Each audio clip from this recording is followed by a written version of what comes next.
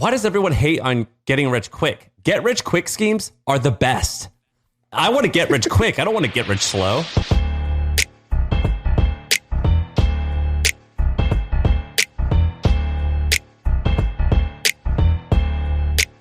It's actually colder here than the Arctic Circle. Why do you live there? Well, I mostly live in Miami, IRS, if you're listening to this.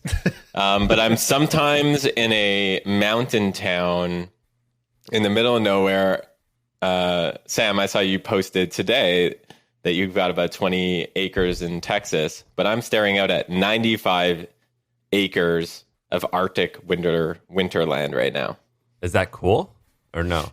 I mean, I love it out here. I'm from here, so for me, it's slow living. It's nice. Yeah, I love it. Is that why you look like a pilot right now in the cockpit, or what's going on here? I mean, Sahil Bloom, my co-host on the Where It Happens pod.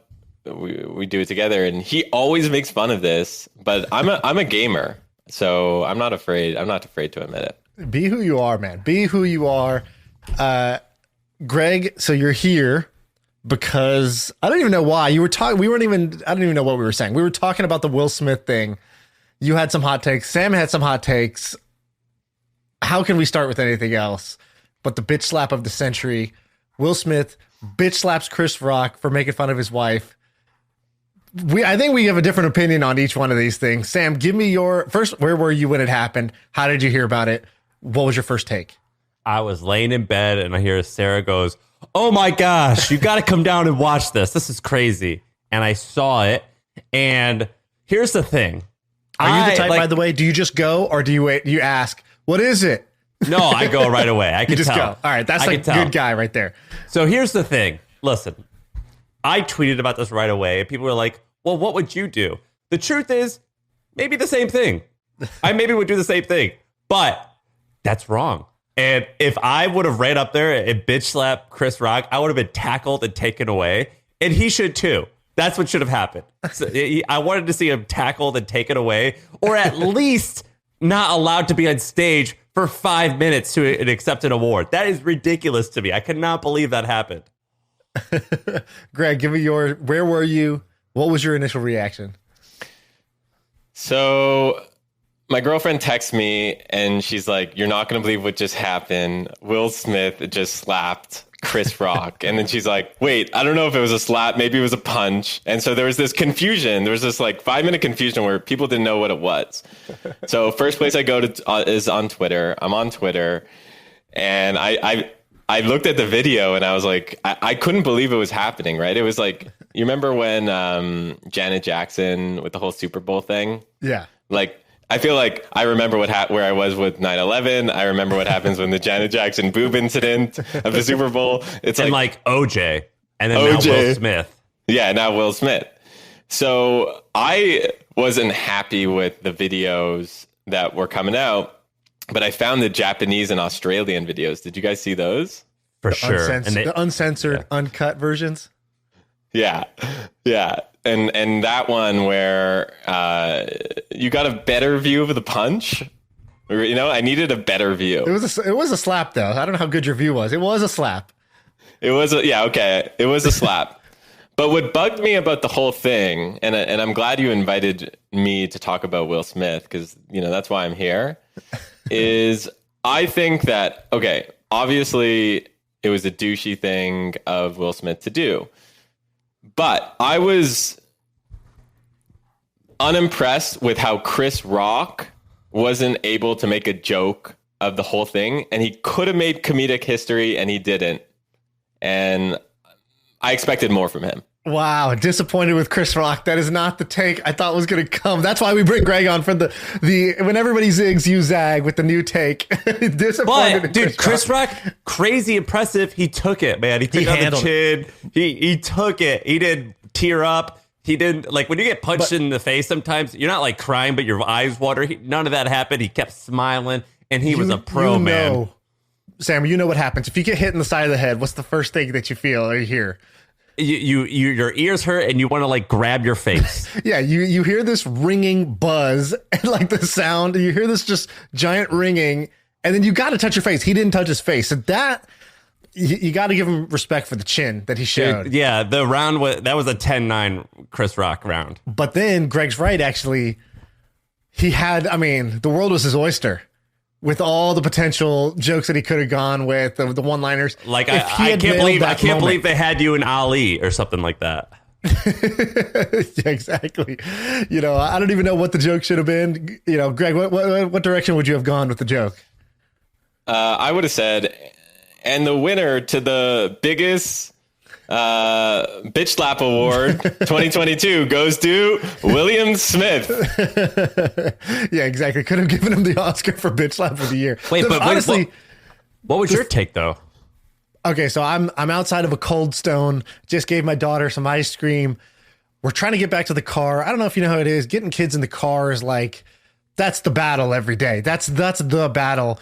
In fact, there's a great Louis C.K. joke where he's like, the greatest moment of any Father's Day is the 30 seconds from when you close the door and you have them in the car seat and you walk around the car back to the driver's car seat. It's like the 30 seconds of peace that you have in that moment. That's everything.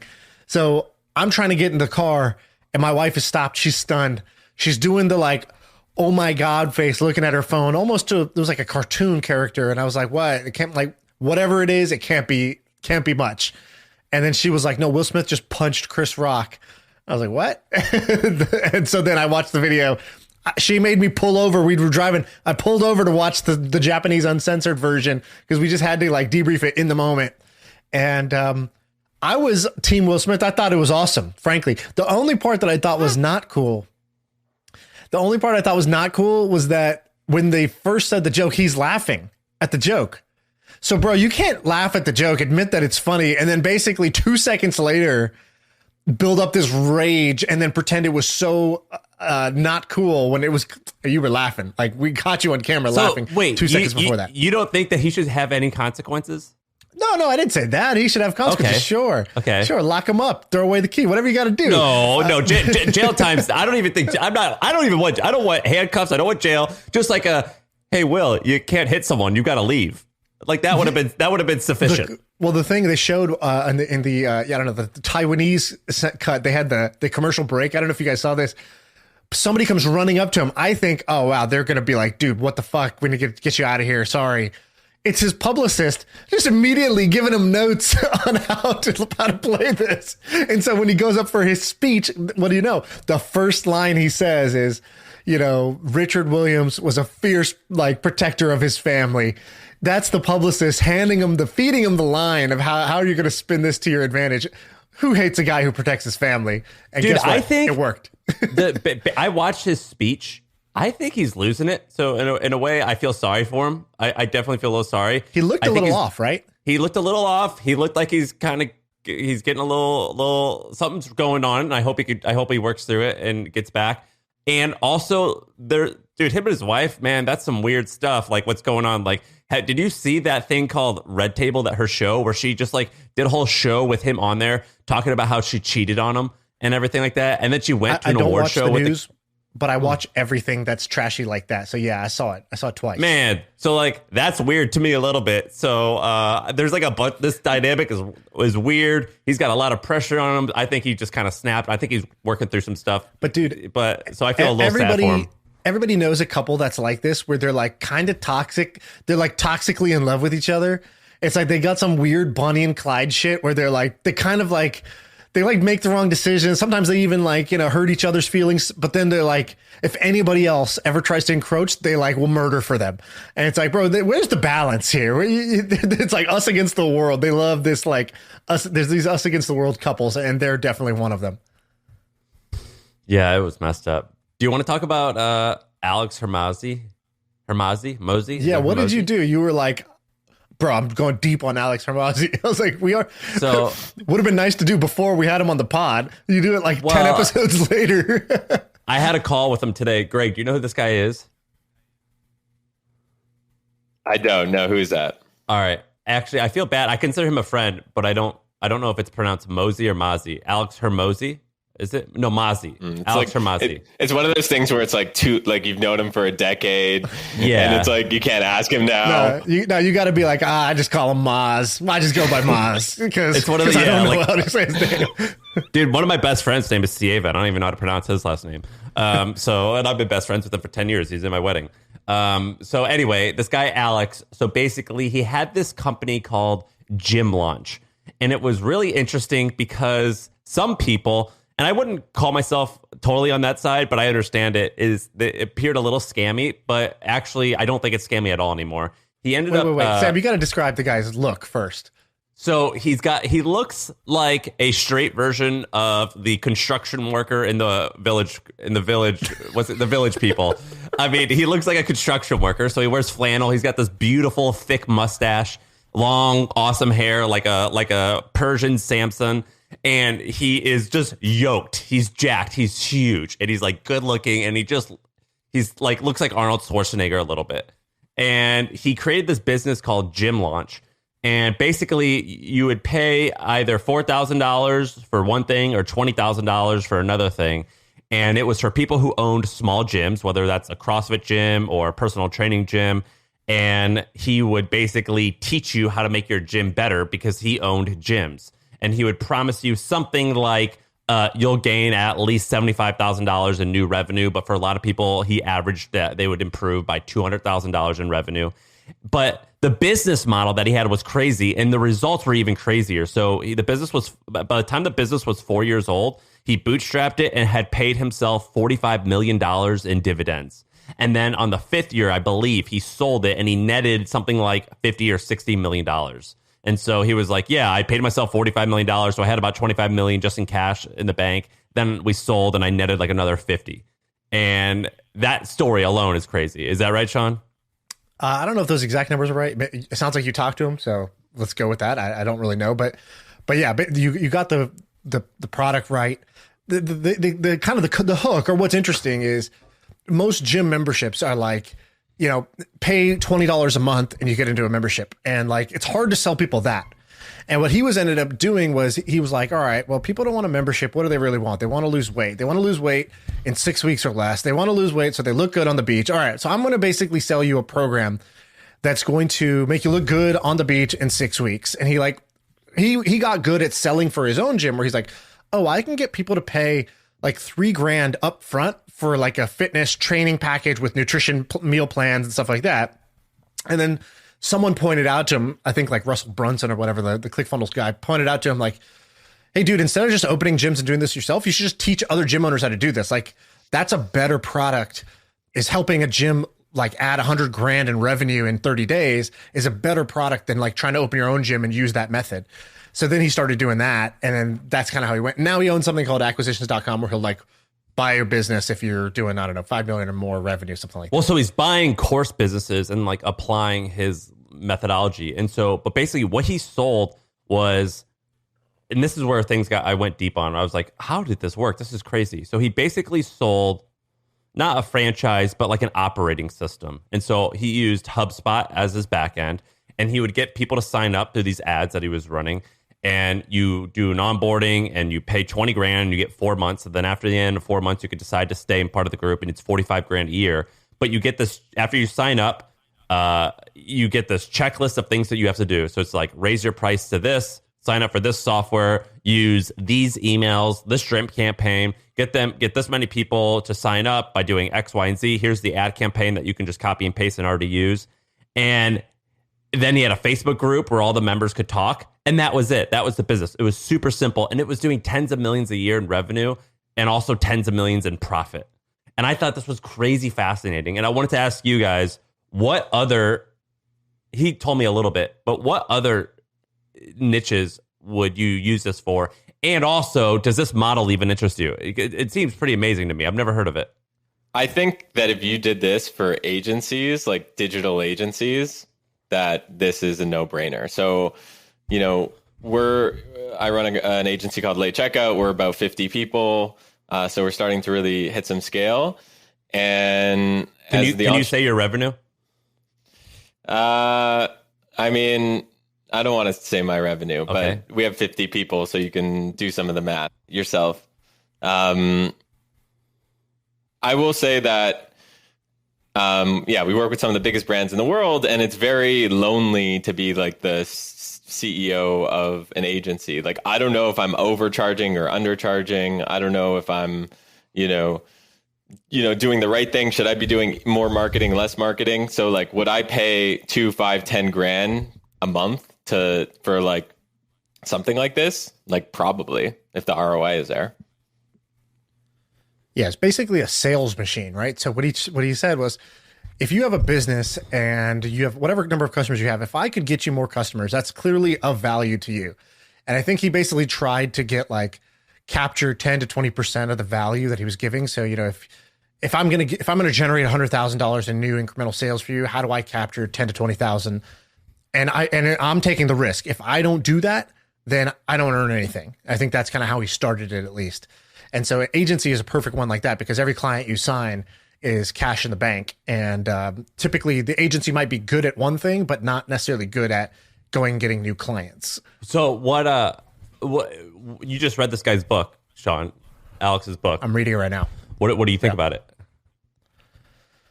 The book is good. It's basically it's like a marketing book, right? So it's essentially a marketing book. He does a good job of breaking things down and being simple. It's not altogether new information, but who gives a shit? It's good information presented well. And if you're running a business right now, it'll help you. Now, the thing I think that he over indexes on is he uses the gym launch example really hard. So it's this is clearly, he talks about, basically he says the secret to sales is make somebody an offer so good they'd be stupid to refuse you. Okay, how do you do that? It's how do you get them to perceive that there's a lot of value and that they're going to get it in a short amount of time with not a lot of cost, and that it's highly likely to happen. And so his model was hey, gym owner, I've worked with 100 gyms. On average, I could bring them each 100,000 in new sales. I can do that for you in 30 days. And if I don't do it, if I don't hit that mark, I don't get paid. How's that? And so, yeah, that is what he calls a grand slam offer, because it's going to work. And if you have a grand slam offer, you can win a lot of business. You can grow very fast. But I don't think that works in a whole bunch of other product categories. So I think it works in the agency consulting world, which is where he was. It's services, I think. It works in services, all services. But if I'm selling shoes online, it's very hard to create a grand slam offer for selling shoes, because I can't tell you how much more money this is going to make you, right? So already the offer is a lot less. I'm telling you, it looks cool, that people might like your shoes. That's just fundamentally less compelling. So I just think it's really, really good for a service business. Especially a service business that's in the business of helping other people make money. But if for example, I wanted to send it to my accountant and be hey, you're charging me $5 grand or $6 grand a year. You should really be charging 50 grand. And if you did this method, I think you would have 10 times more clients and make 10 times more money off them. If you presented your stuff this way, because you're an accountant, you're saving people money on taxes, and you could basically offer a no-brainer offer like this and take more value and grow your business faster if you did it this way. But it doesn't work for everything. It's kind of the takeaway. I think the pitch is taking a consultancy from a consultancy and turning it into selling luxury. That's the opportunity for a lot of these people, right? I think when you look at McKinsey isn't a consultancy to me. McKinsey is selling a luxury multi-million-dollar contracts that. You're buying confidence when you're buying right, a luxury product. Yeah, that's exactly right. He talks about that pretty extensively in the book. But I gotta say, so I am reading this book, and I have two kind of my right hand man and my left hand man. I have Ben, and then I have this guy Andre. And I told him, I was guys, is this good stuff in this book that we should be using? And so I created a little mini book club inside of our company to do this. Have you guys ever done that? Have you basically, sure. And I've been wanting to do this with podcasts as well. Sometimes I'll listen to a podcast that's fucking amazing. And what I want to do is just stop listening to it myself and be hey guys, we're going to do a meeting, but the meeting is us listening to this podcast. And every time they say something good, I'm going to pause and we're going to talk about it. And it might take us 6 hours to get through this 1 hour podcast, but I'm telling you, we're going to actually apply the thing versus just, I share the link, you read it, I read it. We each kind of move on with our day and we're busy. Have you guys ever done anything like this to get more juice out of the fruit? I haven't. I've done a book club that I feel like book club is like, you know, a lot of people go in the gym. It's like you start going to the gym and then you kind of like stop. Like it's really hard to create a really well-designed book club that keeps people engaged. Yeah, we did book club, but it was the same thing. Yeah. No one fucking finished the book. So I actually think if we all just listen to a podcast together, that might be a lot easier. It's a lot easier. It's like when you go to school and the teacher brings in the TV. That's like how I would feel going to this meeting. I'd be like, oh, hell yeah. We're rolling in the TV. Yeah, give me that TV. Hilarious. Magic School Bus, baby. At Amazon, they do this too, where like people write all kinds of docs inside companies, like memos, plans, whatever. And then it's like, hey, did you read my plan? And then you're like, oh, yeah, either I kind of did or I didn't. Very rarely is it like, I read it, I remember it, I took notes on it, and I'm ready to take action from it. And so at Amazon, they basically hack that process, which is the rule is you have to write if you're going to make a plan, if you're going to try to do anything, you have to write your memo. But the memo gets read in the meeting itself. So every meeting, if it's an hour, the first 10 to 20 minutes are silent reading. Everybody reads it together at the same time. And there's zero expectation for you to ever read something beforehand or afterwards. Was that so they like bake it into for the you? meeting itself. Oh yeah, it was huge. And also while you're reading, you're taking notes because right after this reading period ends in 20 minutes, like it's a bit like school. It's like I'm gonna have to have something to say, right? Like I need to be bringing something to the table from this. And so that was huge. And I think way more companies should do that. It was like one of the few big company things that I was like, this is a process that is so much better than what I used to do at our startup. Yeah, well, I think that podcast idea that you just had is actually fantastic. Cool. All right, we lost Greg for a second, but let's keep going. Did you have anything more on Hormazi, or you wanted to go on? No, that's it. What do you got? I was thinking about doing a kind of like a summary / lessons learned, because I have a whole bunch of like screenshots and highlights from the book. I might do a separate pod that's just that if you want to do that.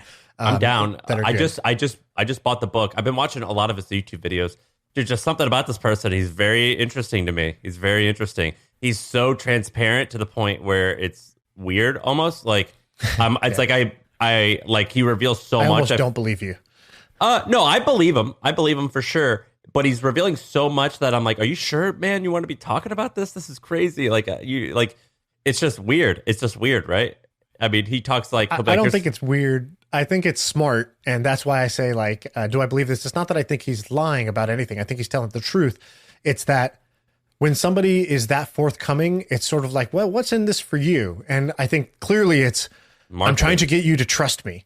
And so I'm going to be like kind of like explicitly transparent about something because there's a motive behind that. And I think that's okay. But I think a lot of people are like, wow, thanks, dude, for the favor. It's like, there's no favors.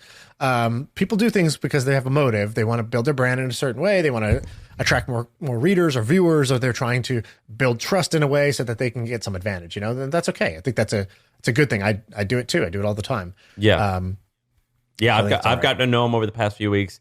I'm a fan, man. I'm a fan of Alex's. But what do you got? Well, actually, we should. So, Greg, I told you bring 3 or 4 bullets. I don't know if you had time to do that, but I have some if you don't have any. But I'd like to use yours if you do, because you're here. You're the guest of honor. Yeah, I mean, I always have a notes file with some ideas. I can tell you, I'm not going to say they're great ideas, but let's start with that, and I'd love your feedback. All right, let's do it. So, went to a restaurant 2 nights ago. Saw that a bunch of kids were playing these, like, picture like an Applebee's. And picture a bunch of vending machines, like, those games that you can play. I'm thinking NFT vending machines. So you have to pay like 100 Doge to get in. You can win a Bored Ape. Instead of winning, collectibles, you're winning digital assets. Is there a business to be created around that? You're talking about the thing where you would like the old way is you put your quarter in. Yep. And there's a bunch of plastic balls. You get one out. You got this little shitty toy. And it's like, I think in Japan, they call these the gacha games. Is that right? Like gacha mechanic, where you have this sort of variable reward. You might win the good thing, but you almost never win the good thing. And then you kind of keep wanting to open up these boxes and see what you get. Exactly that, but with Doge. And winning NFTs. And NFTs inside. Greg, do you own any NFTs? Are you on board with this or no? Yeah, I mean, I've got hundreds of NFTs. That's crazy. Yeah. I think the problem is Doge. I think not enough people own Doge. Right. So I kind of feel like it's like you need to Apple Pay to quickly like instantaneously buy Doge and then use it in the game. Basically, like you need some way for their phone to just buy the thing and then just keep swiping their phone. Basically. Yeah, I guess like what I'm particularly interested in here is like what are in real life experiences that you can create that connect with crypto. Yeah, another version of this, by the way, because I don't eat at restaurants anymore. I just deliver everything. So it's like, a QR code that comes with DoorDash that I just scan and I get to play the game on my phone, right? Like, why do they need to buy a screen when I carry a screen in my pocket? So like, really all you just need is a QR code to do this game. You don't even have to build the vending machine necessarily. It's true. All right, I got another one. So I moved out of my apartment December 15th. It's now March 28th.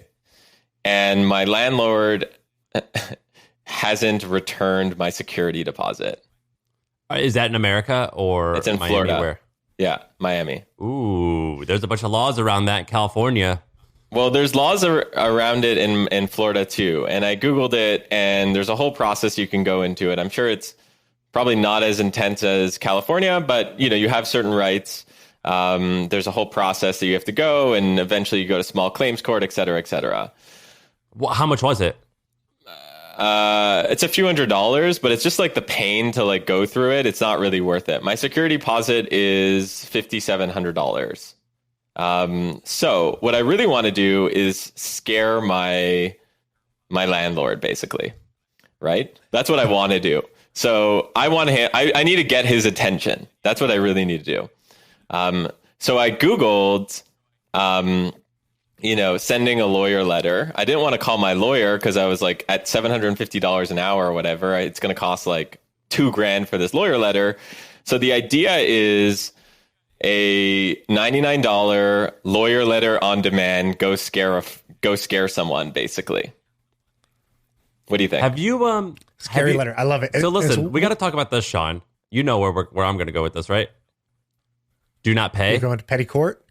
Oh, I like petty court. Yeah, do not pay. But I'm going to go do not pay. Greg, have you not heard of do not pay?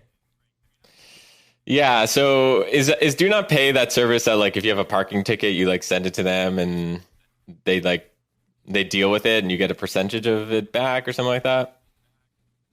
They do a bunch of stuff, but that is one of the ways how they started. How do you explain this company now, Shaan, now that it's they have so many features?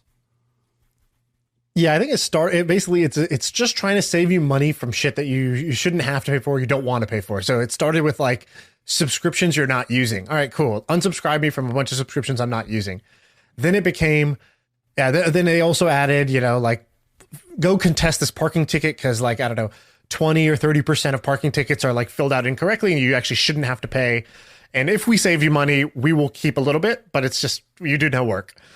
And you'll get, they just keep a portion of the savings that they earn for you. And then they expanded into like 83B election, like, hey, we'll do that for you for your startup. So they're just like they're basically just trying to eliminate the busy paperwork that nobody wants to do.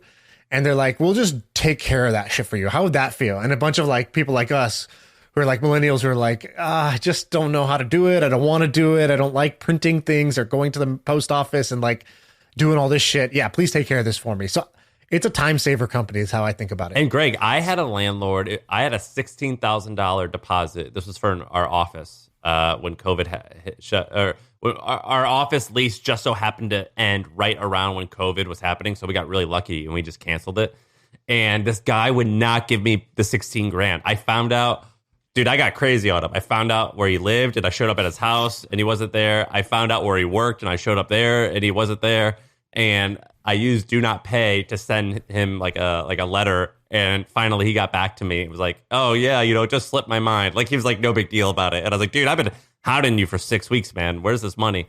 And so they have that feature where you can just send a scary letter. You send a scary letter and it worked. And so I got my $16,000. But legally, you're supposed to get $16,000 plus interest, which I did not get. And I thought about like fighting over this just out of principle because I love petty shit. So I feel like the idea is really Do Not Pay obviously is getting really big. It's like the unbundling of Do Not Pay. And it's taking this idea and it's like, okay, I'm going to run a bunch of Google ads against like getting security deposit back Florida, getting security deposit back California. And I think there's a big business to be created here, because then that's a good wedge to sort of expand a bunch of different services. And I think there's the other version I think we've once said, which was like, call my politician. There's all these things where it's like, this bill could get passed that's bad for crypto holders. Make sure you call your politician and let them know you don't want this. And it's like, I don't want to call my politician. And like, what if they pick up?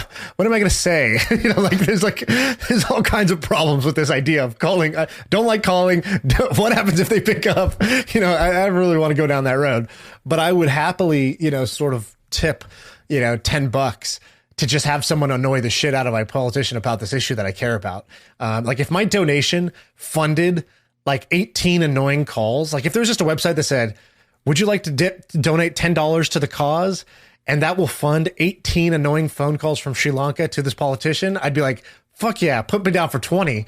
And so I think that's the other version of do not pay is like, go hassle for me. That's awesome. I'm on board with that. Can you? All right, what else you got, Greg? My other one, it relates to law actually a little bit. So, we've been, and Shaan, I know you're into crypto.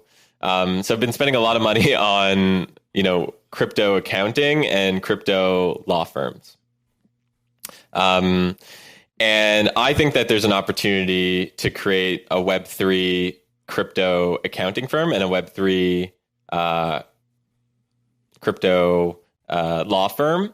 But all you have to do is basically you find an existing law firm that understands securities law. And you're like, hey, you're a shop of 10 lawyers and you're like, you understand securities law. Maybe there's some, up leveling in terms of learning specifics about NFTs, et cetera. I'm going to be the like marketing engine for you. Use things like the Milk Road and use things like late checkout. And I'm going to send you leads. So the customer is happy because they're like, wow, this is like a Web3 related, law firm. And I want to work with someone who's. What does that mean? I don't know what you're using. You're using words that I have no idea what they mean. What does a Web3 related law firm mean? Okay, so let's just say you're creating an NFT project, but you want to make sure that you don't go to jail. So that you don't do any SEC violations. Do you feel comfortable calling up your regular lawyer who might not even know what an NFT is? Or would you specifically want to talk to a law firm that lives and breathes Web3? It depends if they have, what's like, for example, what's the term? If I follow something my lawyer says and they're supposed to be the expert and I get in trouble, sometimes I can like blame them. What's that called? God, I can't remember that. I can't remember, but scapegoating. No, it's like when you hire it's like when you hire if you hire a CPA and your CPA screws you like blatantly. Sometimes you're not always that goes that you're taking into account like, dude, I thought he was doing it right and he's a CPA. So like your CPA can actually get in trouble, not necessarily you. So it depends if that lawyer has that. But I don't know. I'd rather just go to a lawyer that specializes in this thing. But I don't know why you'd call it a Web3. That's what he's describing. But he said a Web3 law firm. Yeah, like they specialize and they know the laws around. They specialize in advising. I thought you meant like around this Web3, not a digital law firm. Yeah, okay. Yeah, all this is like, I mean, this is a marketing challenge more than anything. And one of the hardest problems about running a law firm is, or an accounting firm is getting clients. And we talked about this with the agencies. The same thing is true with, law firms and accountancy firms. I think, I don't know I don't know the margins of some of these businesses, but I imagine they're quite big. So I think there's something there. So I considered doing this before I did the Milk Road. I was like, all right, what do I want to do? Like, I got this audience that's growing, right? It's like Twitter's pretty big now. It's like, I don't know, 250,000 followers, newsletter's growing. I could just make no money off this. That's fine. How big was your newsletter? Put some ads in the newsletter. What's that? How big was the newsletter? was like at 30, 40K, something at the time. Oh, I could put Before something Milk there. Road. Yeah, before Milk Road. And I was like, I could teach a course. So I did that. I taught a course. I was like, all right, that's cool. It makes way more money than ads, but it's more effort.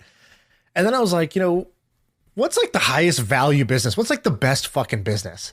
And I was like, so I started making a list of like places where I spend a lot of money that I feel like they're just kind of like rinse and repeating the same stuff for me. And so I narrowed it down to 2. I'll give you the second best one was accounting. And I was like, I could just start a bookkeeping firm for startups and entrepreneurs just in my own portfolio. If I invested in 45 companies last year, just within that, I bet I could get 14 clients of just companies that don't have a bookkeeper, because most companies don't have bookkeepers right off the bat. You were considering starting a bookkeeping service?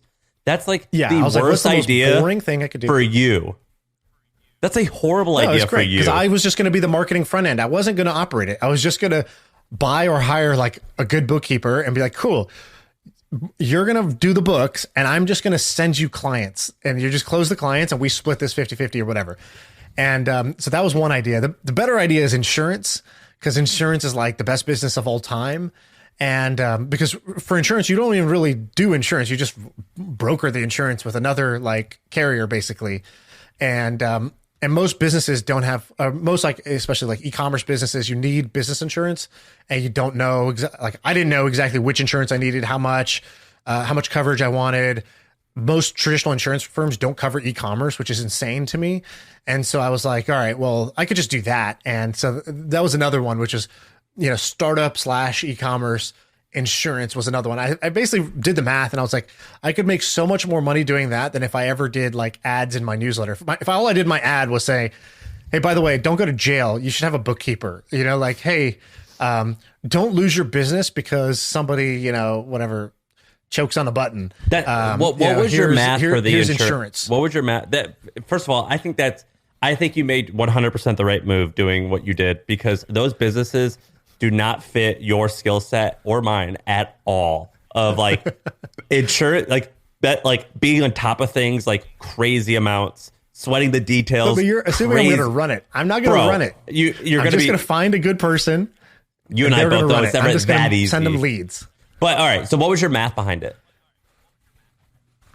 Oh, I don't know. I have to pull up all the spreadsheets. But basically, just with my existing audience size, I think it netted out where it's like I could be easily clearing, $3 to $5 million a year in profit if I hit all my marks. Tell me more about this. This is actually at full capacity. This is actually really interesting. So what are we going to call it? Like Shaan Insurance?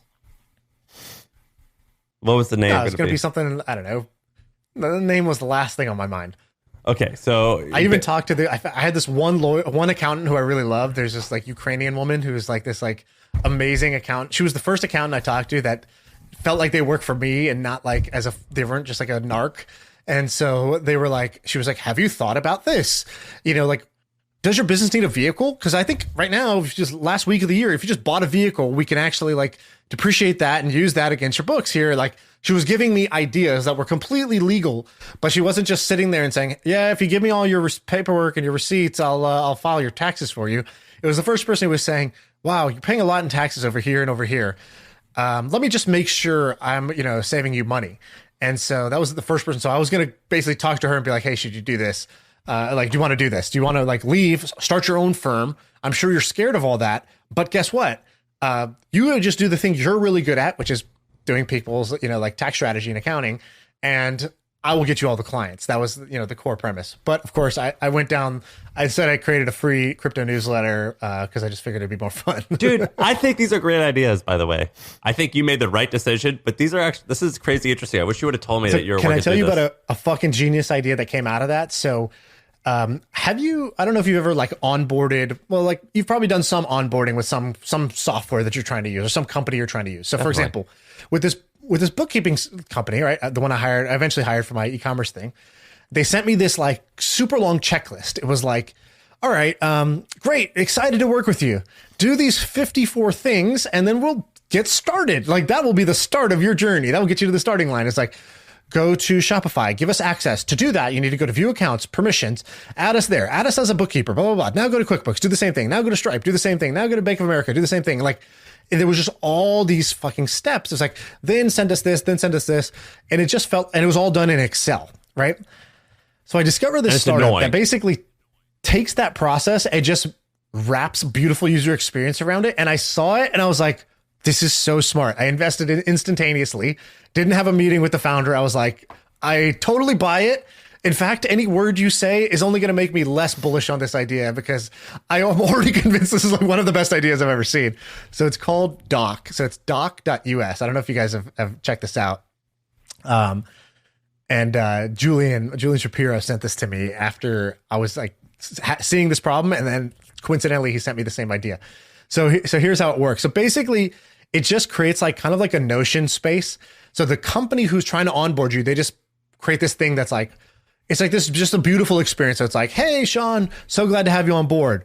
First 3 things we need you to do are these 3. Click the checkbox when you're done with them so I'll know that you did it. If you have any questions, just put it in the comment thing here or click this to watch our tutorial from our library that we have about how to do it. And so it just turns that like back and forth email or like Excel spreadsheet, like janky thing into like workflow for a client and a service to like onboard each other. And I was like, dude, that's a problem that like, I don't know, 2 million businesses a year have with every one of their clients.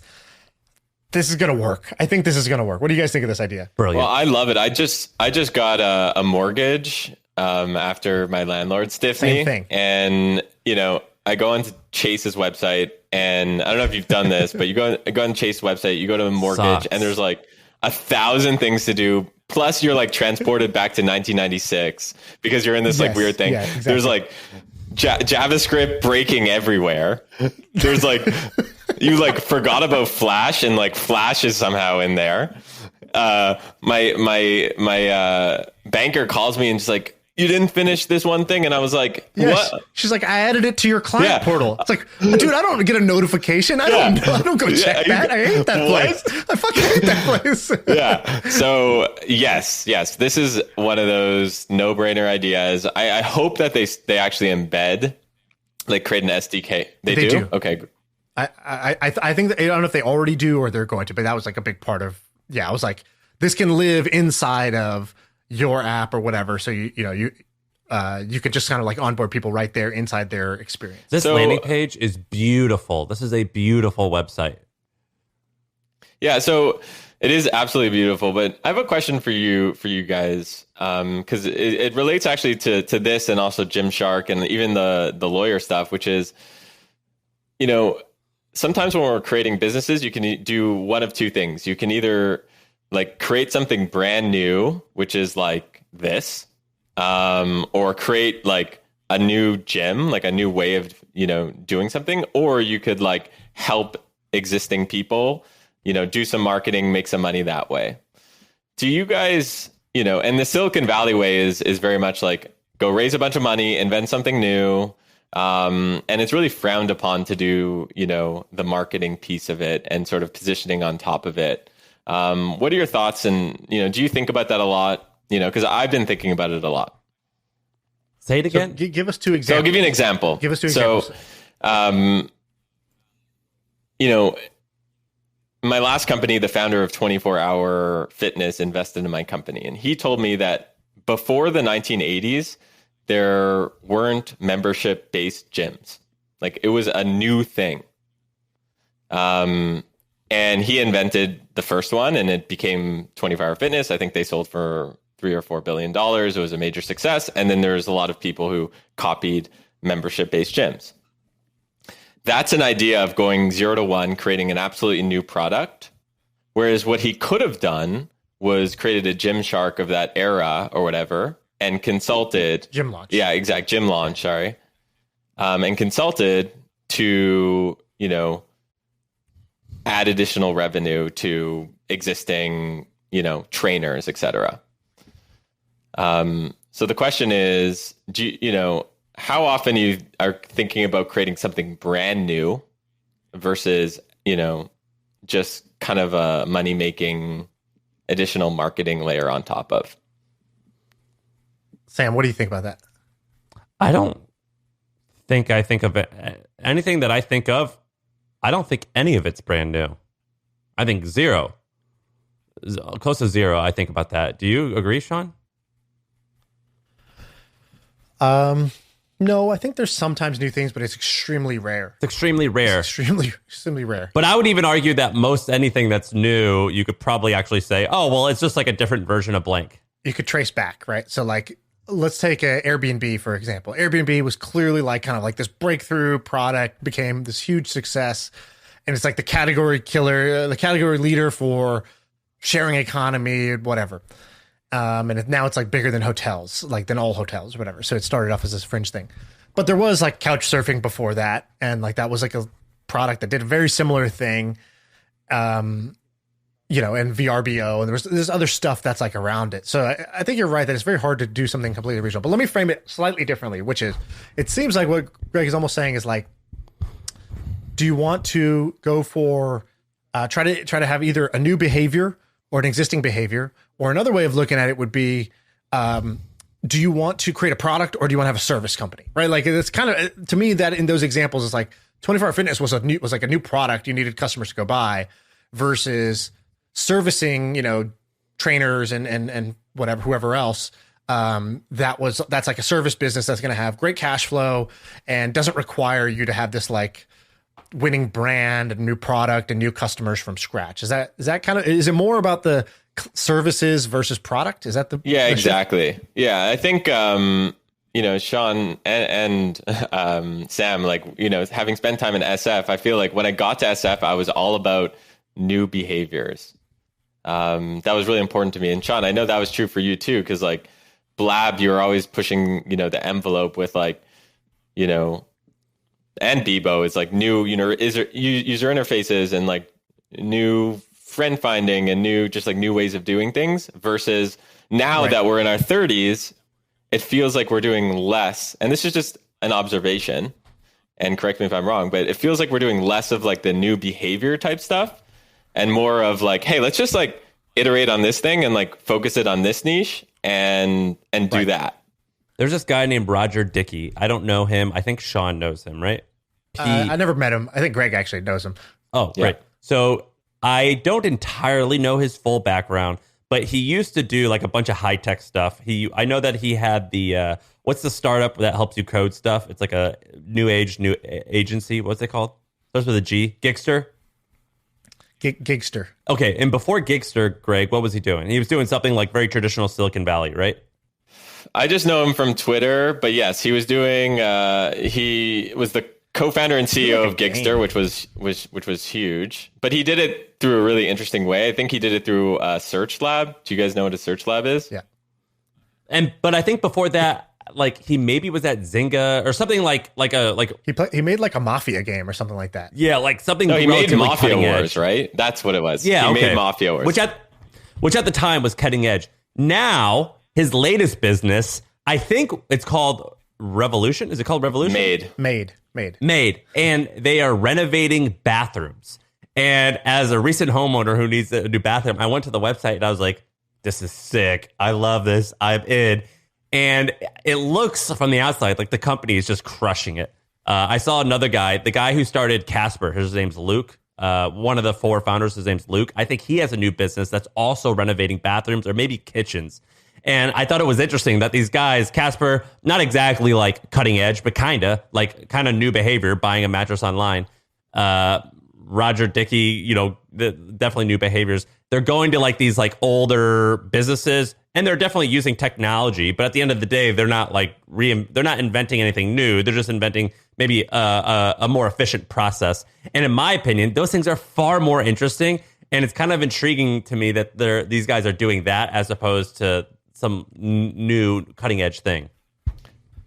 So I'll give you my take on your question, Greg, which is in my 20s, it's like the way I traveled was I'd be like, oh, you know, fuck it. I'll go tomorrow. I'll spin the globe, put my finger down. All right, I'm going to go backpacking through, you know, Eastern Europe, or I'm going to go to Australia and I'll be, you know, sleeping in a van type of thing. And I wanted the adventure. It was actually the right move to do at that time because it's like, how do you get max adventure, max sort of like discomfort and like out of your comfort zone, you know, max spontaneity, all that stuff. And And then like now it's like, where's like a sandals resort that I could take my kids and like, you know, I just want to sit down. I just want a place I can go sit. That's not my house. And like, this is like basically the extent of my adventure right now. And so similarly, like that's my business career was the same. It was like at the beginning is like, yo, I'm going to build the next social network. I'm going to build a dating app where you know, you might die or you know, whatever. It's just like these crazy ideas. It's like every idea was like trying to be crazier than the last. It's like, you know, and it all appealed to me that way. And now I'm like, cool, I could sell a product that let me import a product from China and sell it through a Facebook ad. I click 3 buttons. I could just sit in my chair and do that. I don't really need a staff. I don't really, you know, I'll just kind of outsource this and that. I'm just going to write a newsletter and I'll just write it in my browser and then that's it. Like I don't have to like become the next Mark Zuckerberg. I just need to get to like enough people where I'm making a few $1 million a year and living a sweet lifestyle. Like that's a win, you know, and and I don't have to manage anybody and I don't have to like stress out about this thing and I don't have to know how to code. I don't have to know any of these things. Oh yeah, great. And so I basically am now in the sort of sandals resort part of my career. And I mean that in the best way possible, which was back then I was like almost like intrigued by the degree of difficulty.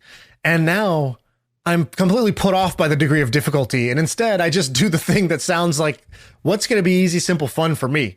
And, you know, I'm just going to go that route. And so I am much less interested in like inventing the next big thing as I am like crafting a dope lifestyle, doing something I enjoy. Do you like think that part of me change? feels like, But do you think that's going to change when your kids get older? So when your kids become 8, 9, 10, maybe 8 to like 16, they think that you are the coolest guy ever, or if they don't think that, maybe it's on the other end of you wanting to think that you're cool and you want to impress them. And I've been thinking a lot about that lately. I'm like, do I think that my attitude will change when my kids become 5, 6, 7, 8 and I want to impress them? Do I think like instead of just like having a sick lifestyle, I'll be like, oh man, I want to do something like that they are proud of. Do you think that's going to change? not because of that reason. I do think it's going to change, but not because of that. Like, I don't think your kids think you're cool based on like your business success necessarily. I don't really think that that's the main way that kids think you're cool. And even if it was, that's not why I would do something. I would just have more free time, right? Like when my kids go to school, that's gonna be like a fucking game changer. It's like I'm gonna get a third of my day back that I don't have today. And so when they go to school, I have a lot more bandwidth. If I want to do something more intense, I can ratchet up the intensity and the difficulty level if I so choose at that time. Right now, like, dude, before I do this podcast, like I'm not like,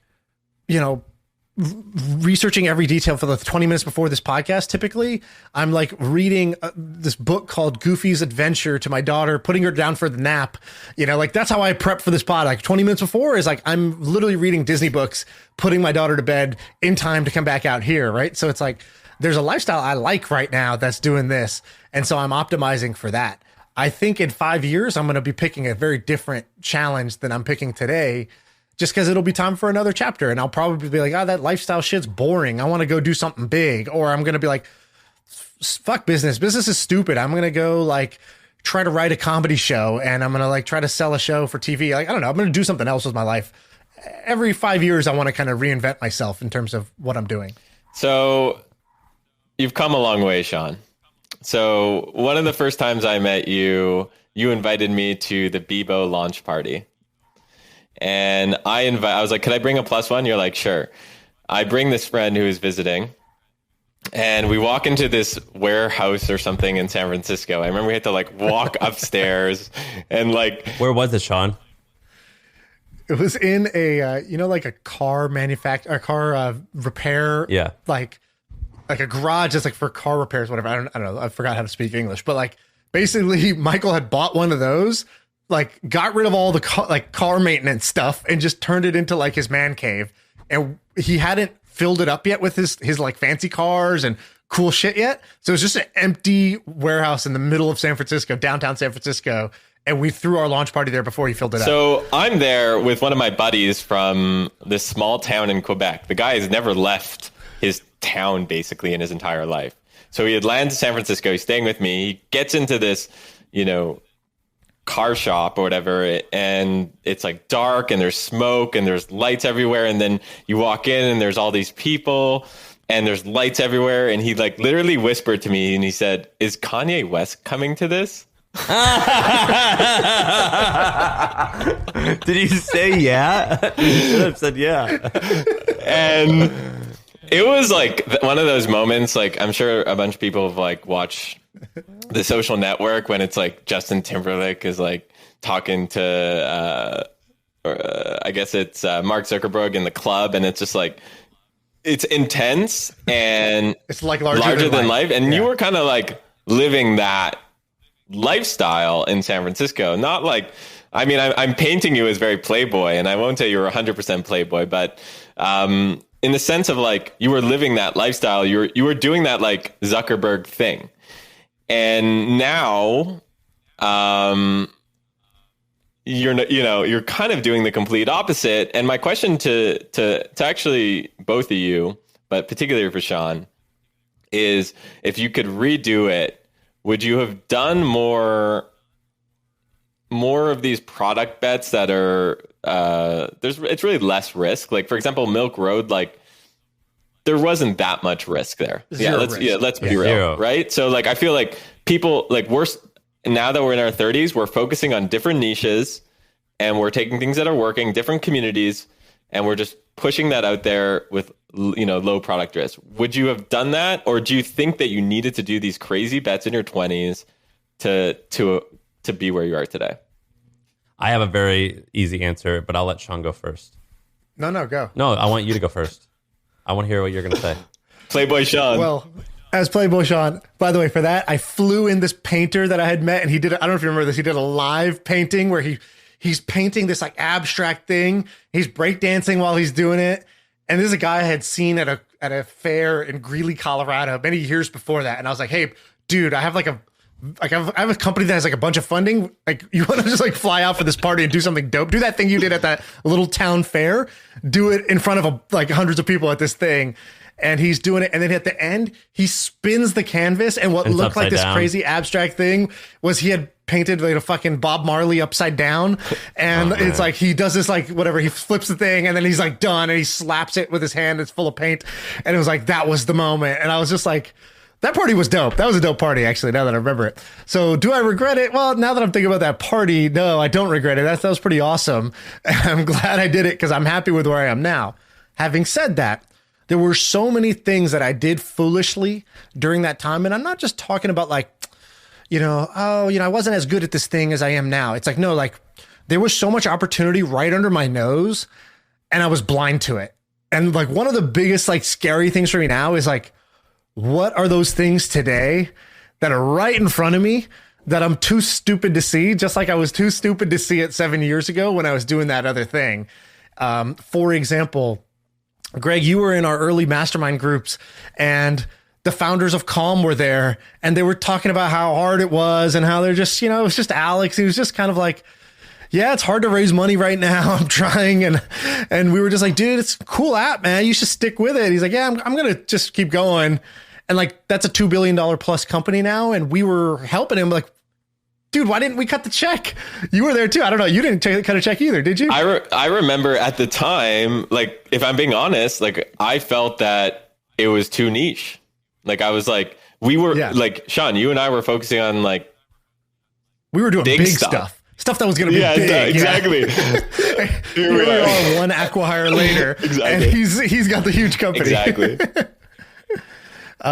There was so many of those. So in our masterminds itself, I think Loom was in there. That's a $1 billion company. And I remember kind of like trying to mentor Shahid and being like, bro, like, don't worry, you'll figure it out. Maybe it's not this one, but like when you get to your real game, you're going to be like good because of this experience. You were friends with him too. Like, did you invest in that? Like I missed it was called, what was it called? OpenTest.co. And that's what Loom was originally. And it felt like, when you're doing your first startup and it just feels so shaky because it's your first time doing all this stuff. Like that's what it felt like. And so it was, and then also the narrative at the time was don't invest in other people's startups. If you want to make it in Silicon Valley, you got to give laser focus. So my mistake in my 20s was I came to San Francisco and, I listened to all these VCs with all their narratives, and I did it. And if I were to redo it, I would frankly just be doing what which is just doing like what I'm doing now, which is like focused on communities, doing agency services, focusing on niches and web, just build an experiment and not have the biggest exits in the world. So there was like 10 examples like that. Like I remember Alex McCall came over one day and we were catching up, and then he went on to start Clear. I remember thinking, this guy's fucking amazing. I should invest in this Clearbit thing. And I like went over to his office and we like hung out. I was like, got to meet the guys. I was like, I love the energy of this office, man. Like if I just couldn't do anything besides feel this office, I would be like, they're building a winner in here. And that's also like, I don't know if it's a billion, it's multi-$100 million company. And he told me at the end, he goes, oh, by the way, I'm buying up, I was like, what else are you doing? Finally, I started to ask smart questions. I was like, what else are you doing? He's like, oh, I bought up some Stripe shares. This Stripe share is available for like $2 billion. So I'm buying a bunch of Stripe shares. I think it was him. Maybe it was Josh Buckley. He was one of them. And he's like, I'm buying up Stripe shares for $2 billion. Let me know if you want in. And I was like, $2 billion. To me, I was like, well, that's like the most a startup is worth. Is like $1 billion is like the top of the mountain. So like, to me, I was like, oh, there's no upside left. I didn't like think from first principles about like, everybody knew Stripe was fucking amazing. It was like the best startup in the whole, like, in Silicon Valley. And I had this opportunity to go buy Stripe shares at $2 billion. And I thought how late I was. And I was like, man, I wish I could have got in earlier. And now like, the things I would give for Stripe shares at $2 billion now, like it's like, that's already like like 100x, from there. And that was proven, right? Forget that. Then there was all the services we were using. Like Furkan, who's my CTO, he would be like, oh, this is a cool product. Let's use this in our tech stack. If I had just invested in all the bills we were paying for like software we were using, like PagerDuty and Elasticsearch and stuff, like one after another, those were all huge winners that were pre-IPO. So first was investing. The second was like project selection. So like you were talking about, Greg, I did the same thing. I was playing by the rules of I was playing by other people's rules, meaning like what was considered cool in Silicon Valley was to be like a product guy who had like cool product taste and was building like, like new markets and like going for the big $1 billion prizes. And then I met Sam, who was like, I'm writing this newsletter. It's free. I'm gonna have like newsletter ads in it. And I was like, yeah, but like, are you gonna do a startup someday? Like that's how I felt about it, right? No, and Sam's company sells for more than my company sold for in the end. He goes, look, you're good, but basically like you're showing up to a knife fight with a knife, and I wish you would show up with a magic wand that would just murder the competition. I'm like, sounded cool, right? I was like, that's a great analogy. That's a cool story, but like, I don't know, man. I think the math I think it might achieve the desired outcome, which I'm trying to do here. Which, when I started, I was just trying to be financially independent by the age of 30. That was the only goal. And so like if I could go back and just whisper 3 things about like just strategy, like forget life advice, just strategy advice, I would have said, invest in all the smart people like it'll work out. And if you don't have the money, go convince somebody that you have a bunch of really smart friends that they should give you money to invest in that. That would have been the first thing. The second is invest in all of the expenses on your P&L. So go find all the places you're spending money and go try to invest in all those companies. That will also do fantastically well. You'll make more on that than your own company. Okay, if you really want to do your own company beyond that, fantastic. That's great. You're going to build up skills and you got a lottery ticket there that might work. I would have just said, like, don't try to be Mark Zuckerberg from the social network. Like, think about what, like basically just open your eyes to the problems and the opportunities that exist today. And so like, whether it was like e-commerce or Shopify apps or like, these sounded small at the time, but they sounded small because that's where they were early. And like, at that time, I needed a VC to like stamp their approval that this was a good market or a good opportunity, which by that time is pretty late because what's the VC doing? They're looking at what companies are raising huge rounds, which means like 4 years ago, those were great opportunities. 3 years ago, those were great opportunities. And so I wish I had just kind of been more eyes wide open on like what projects are available to you and like the things that sound kind of niche and funny. Those are actually better signals for you than the thing that the VC is saying is going to be huge or is already huge. Cause it's often, those companies to start are like you're in an absolute dogfight, and it's just like one winner out of 100 is going to emerge, versus other things where like you could basically take no product risks, no market risks. So I had a friend, Vishal, tell me this once. He goes, I invest in companies with no product market fit risk. I had never heard somebody say that. It didn't even make sense to me. I go, what do you mean? Like, every startup is product market fit risk. He goes, no, it's not.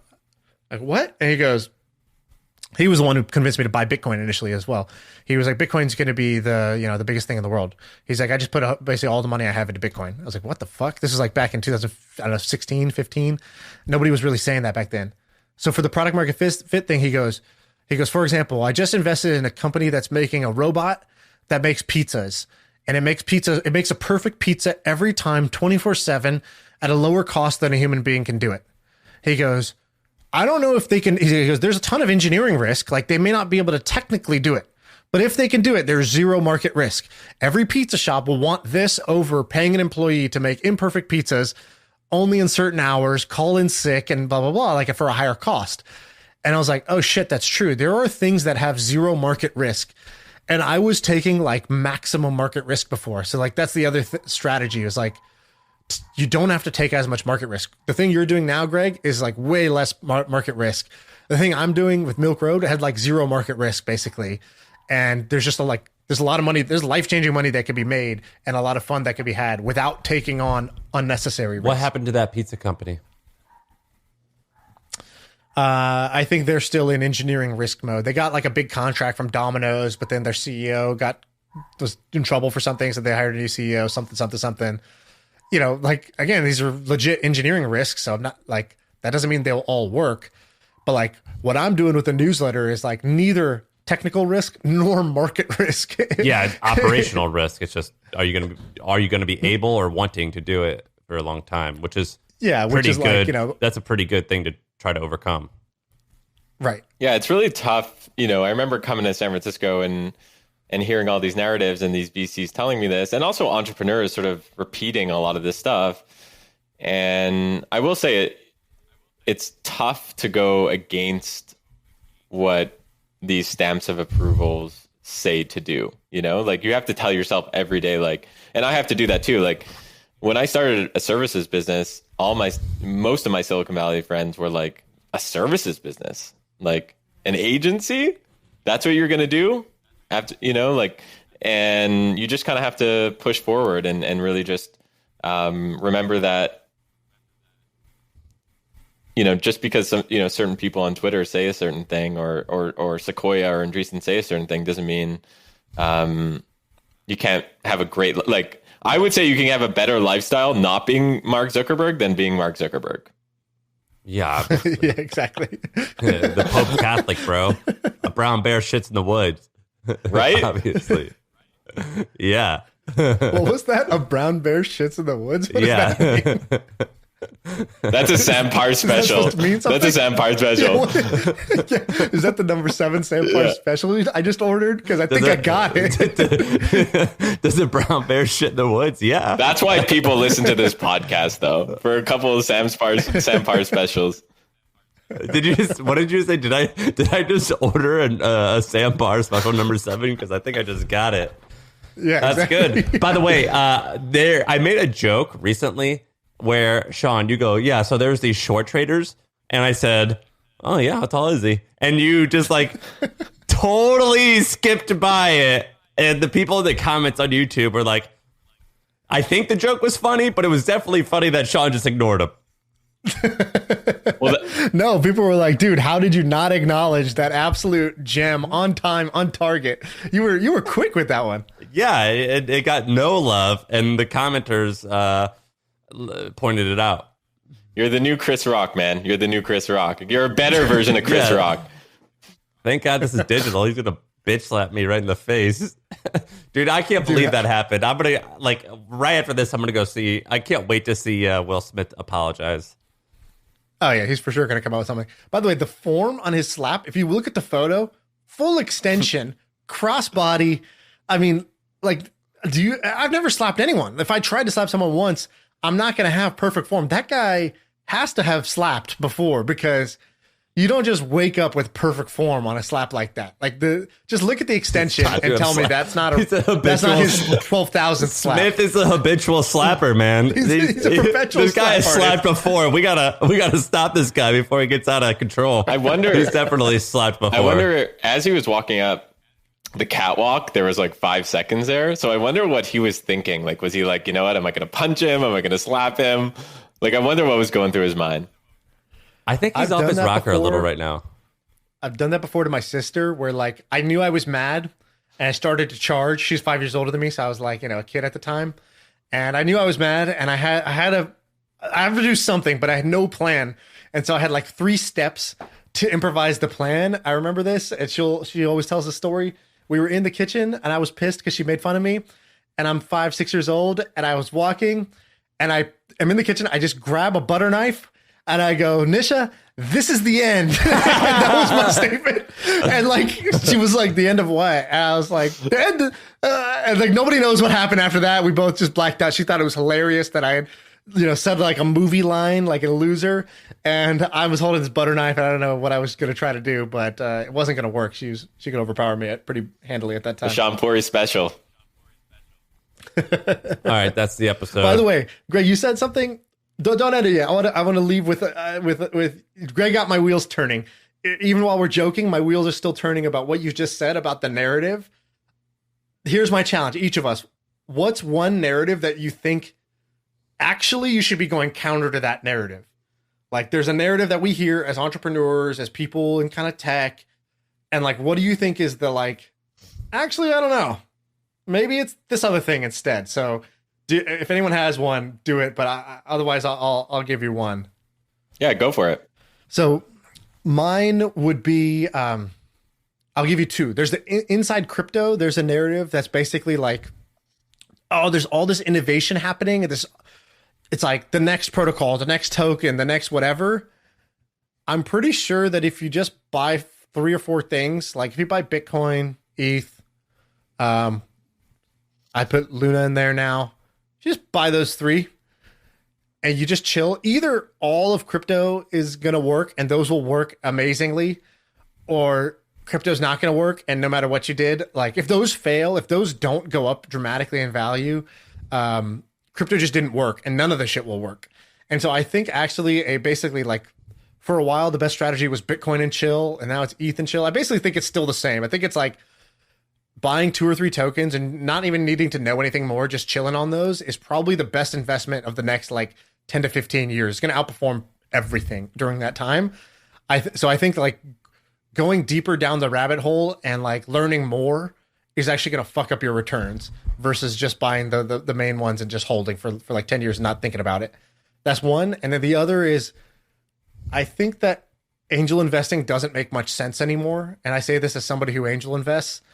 Like the valuations are so high that like if I think about like that same money going into like one of these sort of boring cash flow businesses is so much better for your life. So if you're like an individual angel investor and you have, let's say $100,000, or $300,000 that you want to go put into like a basket of 20 startups, it's like, are you sure you shouldn't just buy like get an SBA loan and go buy like some random website that's already producing profit and that'll pay itself off in 2 years or less. And now you own this cash flowing asset. Like I'm pretty sure that's just going to do better. Dude, I agree. Than a basket of angel investments. Our friends who have all crushed it on angel investing, it means they made their investments 5 or 8 years ago, and it was different. It's outlandish at the moment. So I agree with that. I think for mine I think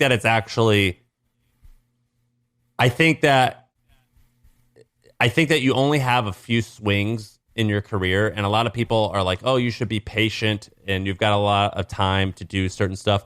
I actually think you should dedicate your 20s to getting your first significant win, because after that, life gets a lot harder. You get a lot less energy. You're a lot smarter, which is actually bad. It's kind of good to be kind of ignorant. And not enough people, I think oftentimes people go the other route where they go, well, just go join something for a little while and learn. In my opinion, F that. Your 20s, dedicate it to getting a win and getting, even if it's relatively small, and do it as fast as possible. because after that, life is a lot easier. I'll give my... What, Shaan? I was going to say, give the Moyes quote about getting rich quick. He goes, why does everyone hate on getting rich quick? Get rich quick schemes are the best. I want to get rich quick. I don't want to get rich slow. I got two real quick. So I got off the phone with a friend of mine who works at Facebook. He told me this morning, that he works roughly 90 to 120 minutes per day on average. I thought you were going to say 90 to 120 hours a week. It's the best when you measure your work in minutes. He texted me today. He said it was 9:12 a.m. He said 9:12 a.m. finish work for the day. 12 minutes. And so put us in a group chat. I want him to text us every day, just the timestamp of when he's done. That's what I told him to do. I said you need to create like a Twitter Anon account. A Twitter. That's so genius. I'm gonna stay tuned. Do that. But I think that in your 20s, like potentially go work at Facebook, go work at Google, get those high paying jobs. I think that, by the way, I think that's a good way to get a win. Do that for a few years while you're, doing your learning on the side, like join a DAO, build a community, build a newsletter, do whatever you want to do. It would really speaks to you while you're not, so you're making money and you're learning. What more could you ask for? And then just because you gave a crypto one, Shaan, I think that, and I spent a lot of time in NFT land and Web3 land too. I think that NFTs are going to 99% free to mint. It's going to be a free to mint thing. I think the idea of selling NFTs will be a very small thing. Okay, so what happens? Why would I give away something for free? Or what's my incentive? So what happens after it's free to mint? So, yeah, I mean, okay. So the idea right now, it's like people are selling NFTs and projects for 0.05 to 0.2, let's say, on average for some of these, 10,000 PFP projects. I think that that's going to burn out at some point, and I think we're starting to see it burn out a little bit. And I think that, did you see the 100 Thieves drop? Yeah, they what did they do exactly? They did a much smaller amount. So they basically, first of all, it was in gaming, and gamers hate NFTs. So the fact that they did a successful gaming NFT launch, like obviously kudos to them. But basically they won this championship and they were like, okay, in order to get this like collectible, you can go grab it. It's free. We're not saying it's going to be worth anything. And they got 700,000 people to collect this collectible. And it was like it's a trophy. Right? And then they make money on if there's value, right? So if it grows in value, they get royalties. And I think that's what you're going to see a lot of is like creators and big communities basically doing free to mints. Even though people today think that selling NFTs is the future, I don't think so. Right. By the way, I'm going to change mine to just simplify it. Instead of starting a company, buy an existing business. I think that is the most overlooked, obvious thing for a smart person to do is how do you take your market risk to essentially zero? You buy a business that's already working and profitable, and you just say, cool, I'm a better operator than this person, or I know about a different form of operation than they do, and so I can grow this using Facebook ads, or I can grow this using outsourcing, or I can grow this using code or whatever it is. So you hear almost no narrative. You hear tons of narrative around the genius visionary startup, start a new thing, building a new project, launching a new thing. And like, you hear like one or two examples of people buying businesses.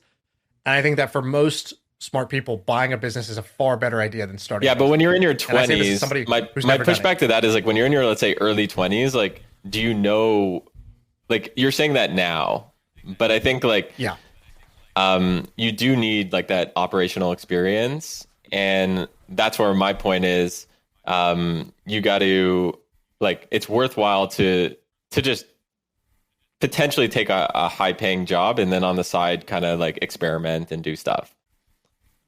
Yeah, that's true. I'm not really limiting mine to the 20s. I think I'm still making mistakes in my 30s, so I'm assuming other people are too. And I guess it's more like, what narrative do I hear now that's easy to float along with, that I'm like, you know what, actually, I don't actually think this is true. And like, that's the one for me, which is like, for most people who want to be entrepreneurial, they default to starting a business. And I think actually, maybe it should be the opposite. Maybe you should default to taking on an existing business and growing it, and only create a new thing if you like actually have a new invention in mind, a new idea that really you can't shake in your head, versus like just starting a new startup. I like that. because you want to be an entrepreneur, right?